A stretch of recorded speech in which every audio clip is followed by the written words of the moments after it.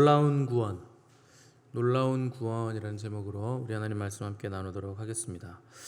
베드로 사도는 각 그 지역에 흩어진 유대인 디아스포라들을 향해서 편지를 쓰면서 나그네라 이렇게 불렀는데, 나그네란 이 땅이 아니라 하늘이 본향인 사람들, 우리 주님이 계신 곳으로 돌아갈 사람들을 나그네라고 부르는 겁니다. 오늘 읽은 2절에서 이 나그네들에 대해서 베드로가 자세하게 또 표현을 하고 있는데, 2절 보시면 곧 하나님 아버지의 미리 아심을 따라 성령이 거룩하게 하심으로 순종함과 예수 그리스도의 핏부림을 얻기 위하여 택하심을 받은 자들, 이렇게 나그네에 대해서 베드로가 자세하게 또 이제 풀어주고 있는 겁니다. 이 2절 말씀은 끝에 택하심을 받은 자들에다가 앞에 세 가지 문장을 하나씩 연결시켜서 읽는 것이 가장 자연스럽습니다. 그래서 세 문장으로 나눌 수 있는데, 한번 읽어보면 첫 번째, 하나님 아버지의 미리 아심을 따라 택하심을 받은 자들. 두 번째, 성령이 거룩하게 하심으로 택하심을 받은 자들. 세 번째, 순종함과 예수 그리스도의 핏부림을 얻기 위하여 택하심을 받은 자들. 이렇게 성부, 성자, 성령 하나님 각각의 역사하심을 따라 택하심을 받은 자들이라 이렇게 나눠 읽는 것이 가장 자연스러운 겁니다. 베드로가 이런 성삼위 하나님의 놀라운 그 역사하심에 따라 너희들이 택하심을 받은 자들이라 이렇게 편지를 하는 이유는, 이 당시에 초대교회 성도들이 고난을 받고 있었기 때문에 성삼위 하나님의 놀라우신 역사가 너희 안에 있다, 그것을 기억해야 된다 하는 의도로 이 편지를 쓰게 된 겁니다. 고난이 오는 것이 너희들이 택하심을 받았기 때문이라 하는 겁니다. 자, 택하심이라는 말은 우연이 아니다 라는 뜻이죠. 이 택하심이 창세 전부터 하나님께서 우리를 택하신 것이기 때문에, 지금 너희들이 택하심이 우연이 아니라면 지금 너희들이 받는 고난도 우연이 아니라 하나님의 미리 아심을 따라 예정된 것이고 이유와 목적이 있는 고난이라 이 얘기를 하고 있는 겁니다. 이건 세계관의 문제이기도 하면서 가치관의 문제이기도 한 겁니다. 이 세계 기원에 대한 이론은 두 가지밖에 없죠. 첫 번째 창조론, 두 번째 진화론. 두 개밖에 없는데 둘 중에 하나를 택해서 우리는 삶을 살아야 됩니다. 다른 이론은 없습니다. 만약 진화론을 믿는다면 어느 날 갑자기 우주가 대폭발이 있어서 그 대폭발로 별들이 생겨나고, 또 그 별 중에서 지구에 세포가 생겨난 것이기 때문에 결국 인간도 이 진화에 의해서, 작은 세포 하나에서 진화해서 지금의 인간이 되었다, 이렇게 생각할 수밖에 없는 겁니다. 그러니까 뭐 의미나 목적이 있어서 생겨난 존재가 아니고, 어느 날 갑자기 세포가 분열해서 뭐 폭발이 돼서 계속 뭐 진화를 하다 보니 어느 날 사람이 됐다. 뭐 의미와 목적이 없죠. 그냥 우연이죠. 그래서 사람들이 진화론을 믿으면 허무주의에 빠질 수밖에 없는 겁니다. 아무런 목적성도 없고 아무런 삶의 의미도 없기 때문에 그런 겁니다. 그런데 성경은 태초에 하나님이 모든 것을 창조하셨다.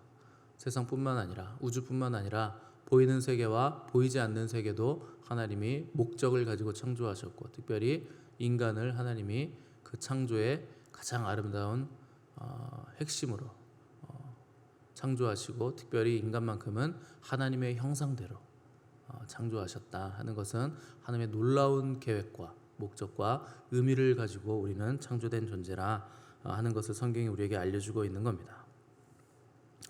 이 놀라운 사실을 성도들에게 편지하면서 베드로는 아버지와 성령과 예수 그리스도, 이 복되신 삼위일체 하나님의 총체적인 사역에 의해서 우리가 구원을 받은 것이다, 이렇게 소개를 해주고 있는 겁니다. 이것이 얼마나 큰 구원인지, 얼마나 위대하고 너무나 커서 우리의 생각으로 다 담을 수가 없는 것인지 성경 곳곳에서 이것을 노래하고 또 우리에게 소개를 해주고 있는데, 우리 베드로전서 잠깐 접어두시고 에베소서 1장으로 한번 가보겠습니다.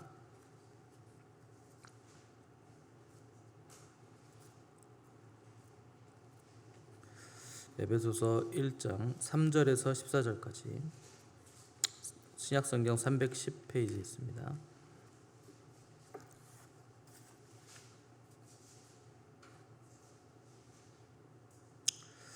제가 읽겠습니다.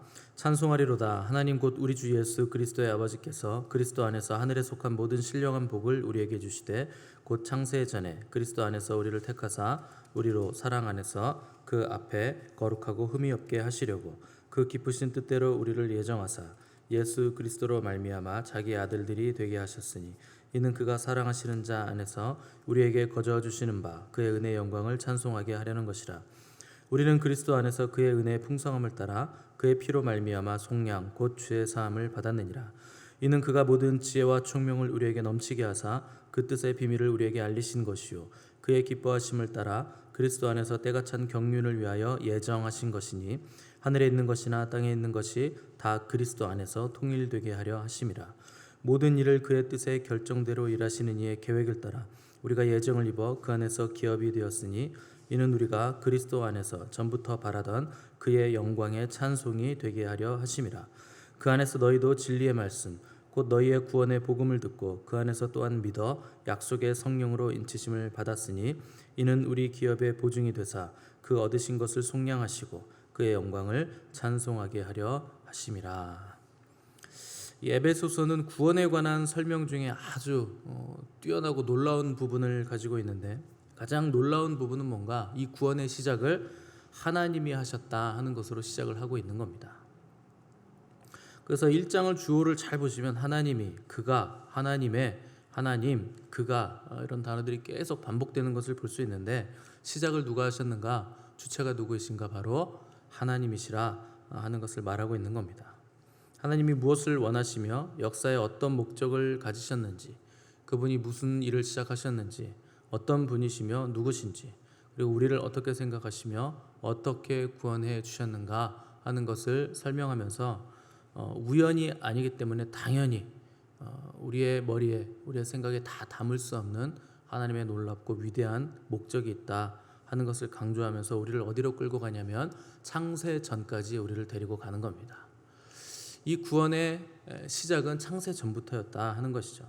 그래서 4절 보시면 우리가 언제 하나님의 백성으로 택함을 받았는가? 창세 전에 택함을 받았다는 겁니다.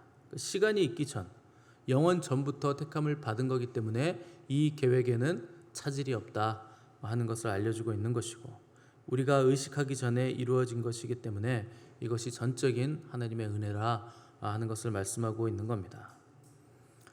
그럼 그 택하심의 이유는 뭔가? 사랑 안에서 하나님 앞에 거룩하고 흠이 없게 우리를 만들어 주시려고 우리를 택하셨다 하는 겁니다. 이걸 거룩이라고 부르죠. 구별되고 흠이 없고 깨끗한 것, 거룩입니다. 근데 거룩이라는 것은 왜 구별되는가? 하나님께 바쳐지기 위해서 구별하는 거거든요.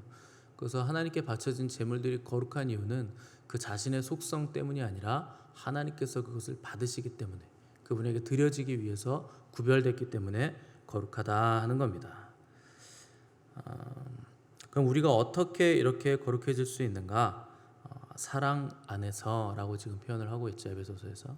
그러니까 하나님의 사랑 안에서만 우리가 거룩해질 수 있고 거룩이 가능하다 하는 겁니다.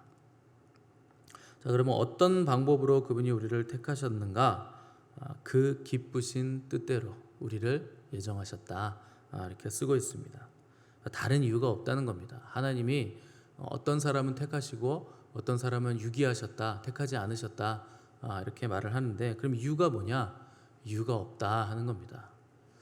믿지 않는 사람들은 이것에 대해서 분노하는 거예요. 왜 쟤는 택하고 나는 안 택했어요? 하고 분노하는 겁니다. 그 불의하다, 불합리하다, 이상한 하나님이다 그러는데 그렇게 생각하는 그 사람이 이상한 겁니다. 제가 볼펜이 한 3자루가 좋은 게 생겨서 여러분들한테 주고 싶었어요. 그럼 여러분 제가 누구한테 줄까요? 누구 마음대로 줄까요? 제 마음대로 주죠. 여러분들 마음대로 주겠습니까? 여러분들이 갖고 싶어도 제가 안 주면 못 받는 거예요. 이건 제 거기 때문에. 하나님이 그렇게 주신 겁니다. 자기의 기쁘신 뜻대로, 그분의 뜻대로 예정하셔서 주신 겁니다. 원래는 싸그리 다 죽어야 마땅한 거예요. 다 멸망받아야 돼요. 그런데 그 중에 며칠 하나님이 사랑하셔서 구원해 주셨다고 해서 그 구원에 하나님이 불의하냐? 이걸 생각을 해보라는 거죠. 그러면은 다 죽어야 너는 속이 시원하겠냐? 성경은 그렇게 묻는 겁니다. 하나님이 구원하실 자를 구원하시고 사랑하실 자를 사랑하신다. 이것이 하나님의 기쁘신 뜻대로 우리를 택하신 것이다. 얘기를 하는 겁니다. 결국 우리에게는 아무런 공로가 없고 토기장이가 토기를 짓는 사람에게, 그러니까 토기장이에게 토기가 뭐라고 할 수 없다. 토기는 그저 지음 받았을 뿐이라 얘기를 하는 겁니다. 자, 그럼 누구를 통해서 이 일을 하시는가? 그의 사랑하시는 자 안에서, 즉 예수 그리스도 안에서 하나님이 이 일을 하신다 하는 겁니다. 왜 그럼 그렇게 하실까요? 왜 예수 그리스도 안에서 이렇게 하나님의 일을 하실까요? 그것이 하나님의 영광이 되기 때문에 그렇게 하시는 겁니다. 자, 그럼 창세 전부터 있었던 이 모든 복되신 삼위일체 하나님의 총체적인 사역의 목적은 뭔가? 6절에 보시면 하나님의 은혜의 영광을 찬송하게 하려는 것. 그분을 극진히 경배하게 하셔서 그 경배를 받으시는 것이 이 모든 일의 목적입니다.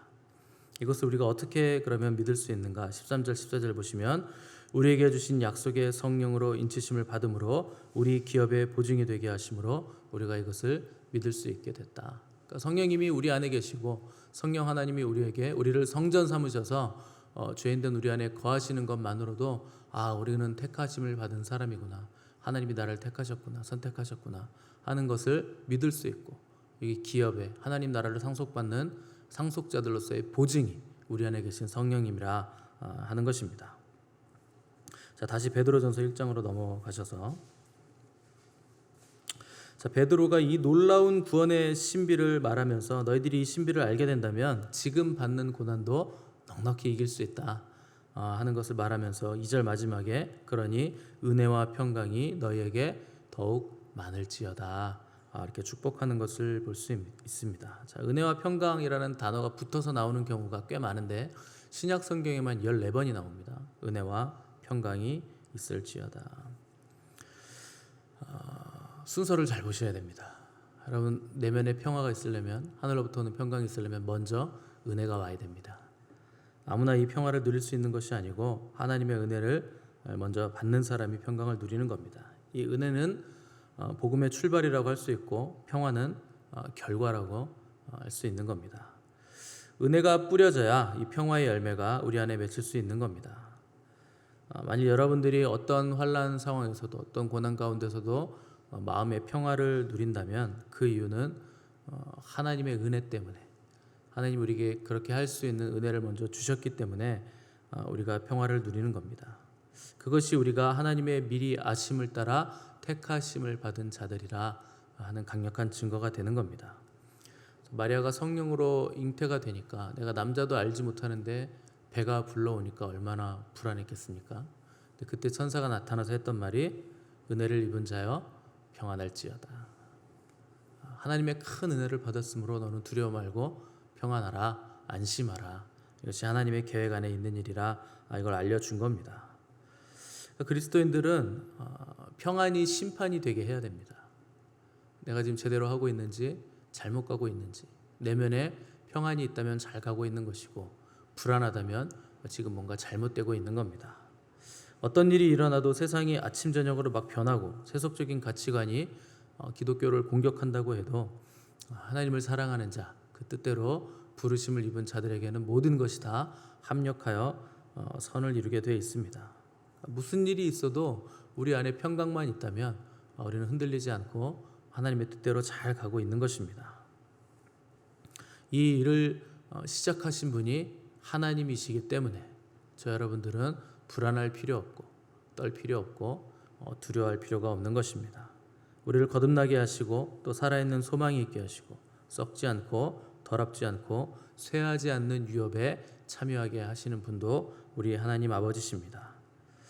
우리가 받은 이 구원은요, 베드로의 소개대로 복되신 삼위일체 하나님의 총체적인 이 사역의 결과입니다. 그것은 창세 전부터 예정되어 있어서 우리에게 이루어진 결과입니다. 그래서 우리가 여러분들이 기도만 하셔도 삼위일체 하나님 전부가 다 동원되거든요.